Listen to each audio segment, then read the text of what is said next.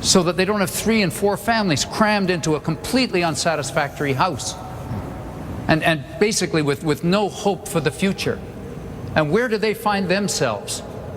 Drifting into the temptations of crime, and then ultimately ending up in jail in far too high a percentage. And here's Sean Atleo, the national chief, calling for a focus on education, a focus on housing, getting clean water into these communities, dealing with the fundamental poverty, and it's not just in Aboriginal communities, but it certainly is terribly severe there. These are some of the fundamental underlying causes of what we're talking about here that we have to tackle as a country. But when you're giving away corporate tax cuts by the billions so that they can give $1 million bonuses to the richest people in the country, you're not going to get down that path. Mr. Ignatieff. Mr. Layton mentioned the very shocking issue of violence against women. And we all remember the Polytechnic massacre. What that taught me, and I think it's taught all Canadians, is the absolutely crucial necessity in any crime strategy of gun control. You can't be tough on crime and tough on violence against women unless you stand up for gun control. And it's no secret that if Mr. Harper were to get back, God heaven help us, one of the first things he'll do is gut the gun registry. So you can't have a consistent criminal justice policy unless you're tough on guns. And I have to say that Mr. Layton didn't stand up to defend the gun registry when we have to. And it's absolutely crucial to safety for women and safety for community. And the reason I feel that so strongly is when I ask the cops in my own riding how they use the gun registry, they say, we don't send a cop into a building unless we've checked the gun registry. So it's crucial to keep cops safe as well as the rest of the community. I think Mr. Layton deserves a chance to respond to that. Well, my position on this is well known, and what he said is not true because I did stand up in the House. But what we're trying to do on this issue, which has been very divisive, and some politicians like to use it to divide Canadians, is actually to try and find some solutions, to bring the different parts of the country together so that we have strong gun control and that legitimate issues are properly addressed. That's been our approach. But then again, that's my whole approach to working with others to try to get results. It's our philosophy. Let me talk about the gun registry, because obviously we have a very different view. We support a strong system of gun control. So do the gun owners of this country. We have licensing of gun owners. We have registration of handguns. We have most weapons, high-powered weapons, are prohibited in this country. But what farmers and hunters keep asking is why every time there's a crime problem in Toronto, Montreal, and Vancouver, there's suddenly more rules slapped on them and registration slapped on them in rural Canada. That has not been an effective measure to control crime. Every single elected police officer in the House of Commons has voted against the long gun registry. We need to focus on crime and on gun control that works and is cost effective. Monsieur Duceppe. I would say that most of the Bloc members are in rural sectors, and the question is not between the rural sectors and the cities. Calgary is not a rural sector, and you're against that. Eh? So when I look at the results of the vote that day, 83% of the people elected in Quebec supported the gun registry. 62% of the elected members in the rest of Canada wanted to abolish the gun registry. The real division was between Canada and Quebec that day. In the National Assembly in Quebec, Federalists or Sovereigntists, right or left, unanimously want to maintain that. Because we think we want to live in a society where we're registering a lot of things. The cars are registered, the boats are registered. Even when you're hunting ducks, you got to register the ducks. If you go with a dog, the dog is registered. The only thing which is not registered is the gun. Mr. Duceppe, so we don't want to live in that kind of society. I've been all around Quebec. There are lots of people who believe in strong gun control, don't believe in the registration of every single rifle and shotgun. You know, Jean-Guy Dagenet, the head of the Police Association, is a Conservative candidate in this election and doesn't support that kind of a gun registry. We need effective gun control, and we can't, every time we talk about crime, suddenly talk about rules for hunters and 30 farmers. seconds We've got left to in the actually segment. have some 30 penalties seconds for left. the people who But I think commit crime in this he's a country. typical Tory candidate, saying something before being elected and saying that the opposite one is running as a Tory, just like you did in 2004 and now on. Now, 30 seconds left in this segment. Mr. Ignati, you get the last word. Police across the country say effective, comprehensive gun control is essential to public safety and keeping their officers safe. That's good enough for me. And people, women particularly, get killed with long guns, short guns. They don't care. All they know, they're dead. And all I care about is making sure that they're safe. And that means to me an integrated gun registry. But Mr. Ignati, if registration doesn't do any of that.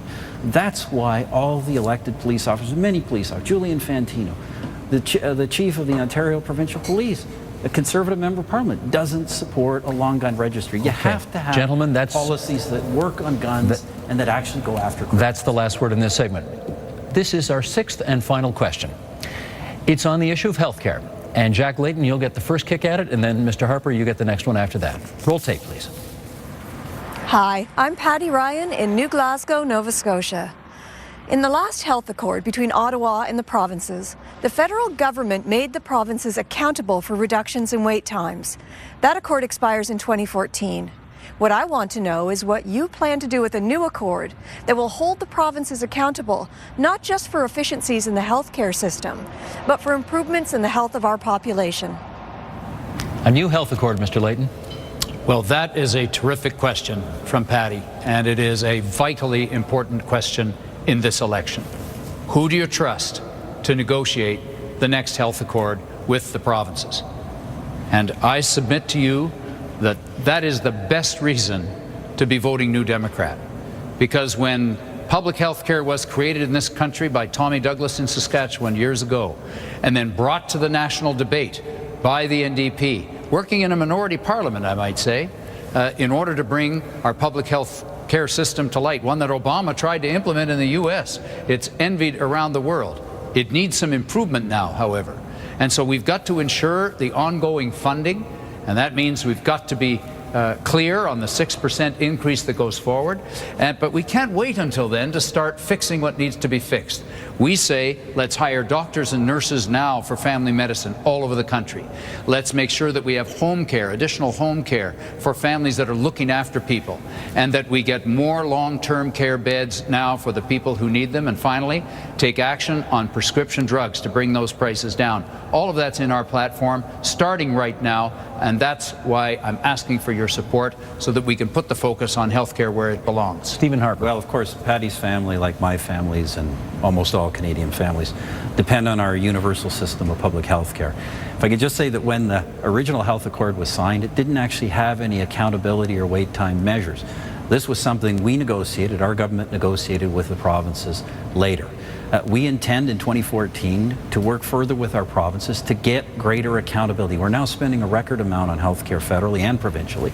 We want to get greater accountability, but we want to do it in a way that we work with the provinces, we work together, we don't point fingers, we find ways that those dollars can be effective as possible and help as many people as possible. And that's the approach we're bringing to healthcare, not federal-provincial bickering, but a cooperative approach to get better results from our system. Well, Mr. Harper, I've got to say, your conversion on the question of funding public health care into the future at 6% per year was simply remarkable, because you never mentioned anything about it in the budget, except to say that there might be something modest into the future. You were very vague about it. But as soon as you realized that Canadians cared a lot about this, you jumped on the bandwagon. I've got to tell you, I am concerned that a Stephen Harper government would not put the focus on keeping our health care system public, would not look at expanding it into key areas that families need help with now. The latest example we got was in your budget, where you said you were going to give some credit to doctors who might serve in rural communities, a small number, but that would just simply take doctors from the urban areas and move them to the rural areas. That's not a solution. That might pit one Canadian against the other, but it's not the right way to go. What we're proposing is action now, and that's why I would encourage people to come to the conclusion I've come to, which is that Stephen Harper and the Conservatives can't be trusted when it comes to the future of our healthcare system and making sure it's robust and meeting the challenges of tomorrow. Let's be clear about the facts. The 6% increase in the healthcare transfers to the provinces have been in every budget this government's brought forward, including the most recent budget, and it's black and white repeated in our platform. And this is also the first government to honor those commitments, the first government that has actually continued to increase healthcare funding instead of cutting it back. Now, in the budget, we did have some other measures. We had measures to end the cap on medical expenses that can be claimed under income tax. We did have measures, as was mentioned, to encourage doctors and nurses to serve in underserved areas. These are important matters that I believe Parliament, we can afford them. I believe Parliament should be sitting and should be passing those kinds of measures. But the party that you lead now really was a merger of a party involving one that you used to head up, a more extreme right-wing party, and then there have been various organizations you've been involved with over the years that have not been supportive of our public health care system, that have wanted to see more privatization of our health care system. And I submit to Canadians that this is a key issue coming up in these negotiations. And what we need is a government in Ottawa that will stand up for our public health care system. Can you assure Canadians that you'll do that? Well, because your record, can you explain the difference between what you used to say and what you're saying now, and why should we trust you today? My record is clear, Mr. Layton, and by the way, governments across this country have experimented with alternative service delivery, governments of all political stripes. What this government is committed to is making sure that public health insurance is available to all Canadians, that no Canadian should be ever be denied essential and necessary medical treatment because they can't pay. That's a fundamental principle of Canadian citizenship. That is what has underlined our term in office, and that's the system that I and my family have always depended on. That's the system we're going to work with the provinces to make better in the future. It has some challenges, but we can make it work better. Well, why do we see so much privatization going on today then, under your government? Why haven't you taken action to stop it? It's taking place all over the place. Well, Mr. Layton, you have a different definition. Alternative service delivery is not privatization. These are services under the public health insurance programs of our provinces. People have access to these services. That is what we are trying to maintain. We're not going to wave the finger at provinces because they experiment with different delivery. What we're going to do is focus on outcomes. That's why we introduced the patient wait time guarantees. We're going to focus on making sure that when we spend the billions of dollars we spend on the healthcare system, that we get the kind of outcomes for people that we have promised them and that they need. We're going to broaden it to a... And it's also, your approach is not giving any help to Canadian families right now for more family doctors. We're going to broaden it to a four-way debate right now. Yes. Mr. Duceppe, you're in first, then Mr. I would say Gagnon. there's certainly problems in healthcare, but federal parties, the first thing to do is to stop interfering with Quebec and provincial responsibility. Otherwise, it's a recipe for conflicts between jurisdictions. We have to remember that the health department in Ottawa doesn't manage a single hospital. No expertise at all. And that attitude of Ottawa knows best is a huge error. We have to give the funding and let the provinces do their work. I mean, if we trying to say to the provinces in Quebec, you have doctors here and there, this is not our job. We have to make sure the provinces in Quebec will have the money, but then respect the fact they do have the expertise. The only place the federal government is managing a hospital is with the First Nations and very bad services. And also with the veteran and bad services also.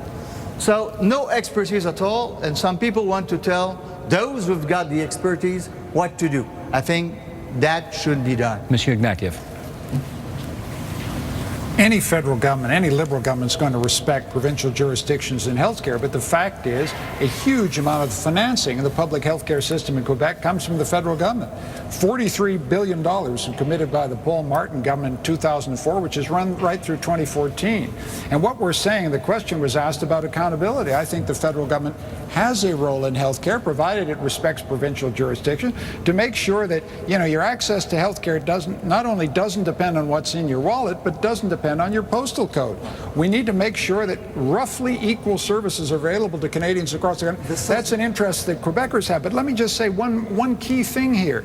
This comes down to a moment of choice. You can either spend it on corporate tax breaks, multi-million-dollar expenditure on prisons, billions on jets, big gifts to upper middle class Canadians to reduce their taxes, or you can support health care. This is why this election is so important. We've got to make choices here. And if I have to choose, I'm choosing health care. That's the chief priority of Canadians right across the country. And that's why we've committed to a 6% increase after 2014. And then Patty's question is, how do we get accountability? How do we make sure that we drive reform and change in the system so the money we've got serves Canadians better? And that's why I think a federal role in health care is important. Stephen Harper, then Jack Layton. Stephen Harper, then Jack Layton. Let's be clear about the choices. We want to keep our economy on track so we can continue to fund and increase funding for our healthcare system. The choice Mr. Ignatieff puts before you and the other parties, that you somehow have to choose between the military and healthcare,